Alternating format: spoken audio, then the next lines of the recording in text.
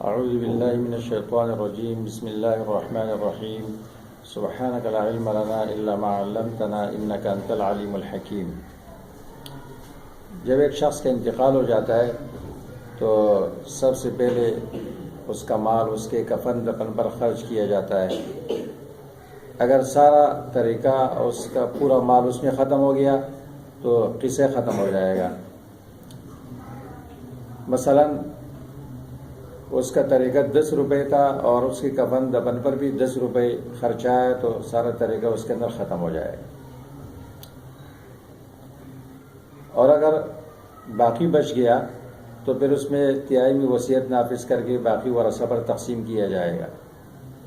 لیکن کبھی ایسا ہوتا ہے کہ مردے پر قرضہ زیادہ ہوتا ہے اور جو اس نے مال چھوڑا ہے وہ کم ہوتا ہے۔ اب ایسے تو نہیں کیا جائے گا کہ ایک قرض خواہ کا قرضہ ادا کیا جائے اور باقیوں کو محروم کیا جائے، یہ انصاف کے خلاف ہے۔ لہذا وہ ہر قرض خواہ کے قرض کے تناسب سے اس کو حصہ ملنا چاہیے تاکہ جو نقصان ہے وہ تمام حصوں ورثہ کی حصوں قرض خواہوں کی حصوں میں آ جائے اور کسی کو زیادہ کسی کو کم نہ ملے۔ تو اس کا طریقہ یہ ہے کہ مردے کے ورثہ کی جگہ اس کے قرض خواہوں کے نام لکھ دیں گے۔ مثلا یہاں جس شخص کا انتقال ہو گیا اس کا ایک قرض خواہ زید ہے اور دوسرا عمر ہے، تیسرا بکر ہے، اور حصوں کے بجائے ان کے قرضے کو نام کے نیچے لکھ دیں گے۔ زید کا قرضہ مردے پر 12 روپے ہے تو اس کے نام کے نیچے ہم نے لکھ دیا۔ عمر کا قرضہ 16 روپے ہے تو اس کے نام کے نیچے ہم نے لکھ دیا، اور بکر کا قرضہ 20 روپے ہے تو اس کے نام کے نیچے وہ قرضہ ہم نے لکھ دیا۔ پھر جب قرضوں کو جمع کیا گیا 20 جمع 16 جمع 12 تو اس کا مجموعہ ہو گیا 48۔ تو 48 ہے مجموع الدیون، قرضوں کا مجموعہ، اس کو مسئلے کی جگہ پر لکھ دیں گے۔ اور مردے کے پاس جس مرحوم کے پاس 70 روپے ہے تو اس کے بعد طریقہ کم ہے اور اس کا جو قرضہ ہے وہ زیادہ ہے، تو اس کا طریقہ یہ ہے کہ ورثہ کی جگہ قرض خواہوں کے نام اور حصوں کی جگہ ان کا قرضہ اور ان کا مجموعہ مسئلے کی جگہ لکھ دیں گے۔ اس کے بعد طریقہ ضرب اس میں جاری کریں گے تو ہر ایک قرض خواہ کو اس کے قرض کے تناسب سے حصہ مل جائے گا۔ جیسے طریقہ تقسیم کرنے کے لیے ہم نے طریقہ ضرب استعمال کیا تھا۔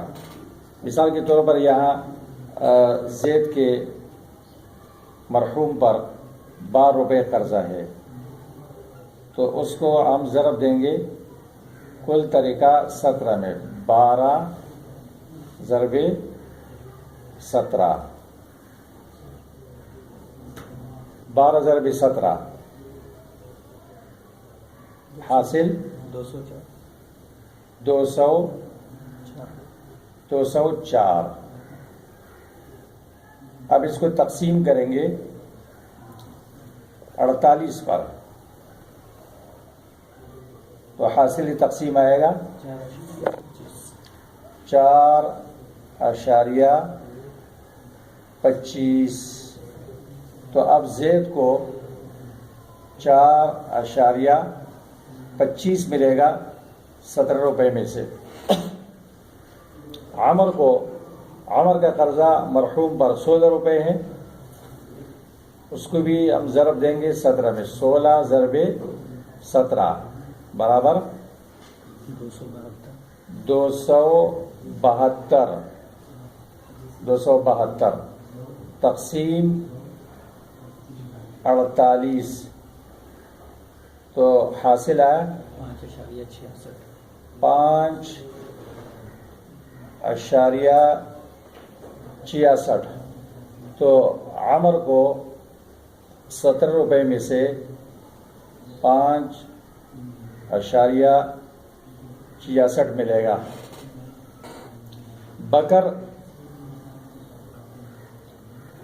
20 روپے قرضہ ہے، اس کو بھی ضرب دیں گے کل طریقہ 17 میں، تو اس کا حاصل آئے گا 340 تقسیم 48 تو حاصل آیا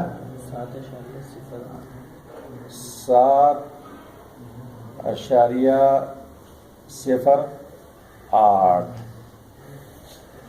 اب ہم اس کو جمع کریں گے تو یہاں بکر کا حصہ لکھتے ہیں 7.08، یہ حصہ ہے بکر کا۔ اب اس سب کو ہم جمع کرتے ہیں، 5 اور 6 11 اور 8 19 کا 9 آ گیا، حاصل 1، 3 اور 6 9،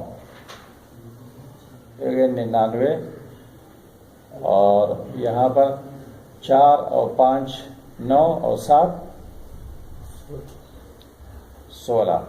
16 روپے 99 پیسے ہو گئے۔ تو ہر ایک قرض خواہ کو اس کے قرض کے تناسب سے مل گیا، اور غالباً صحابہ اکرام نے عول کے مسئلے کو اسی پر قیاس کر کے عول پر اجماع کیا تھا کہ اس میں بھی نقصان تمام ورثہ کی حصوں میں آ جاتا ہے، اور یہاں بھی جو نقصان ہے وہ تمام قرض خواہوں کی حصوں میں آ گیا۔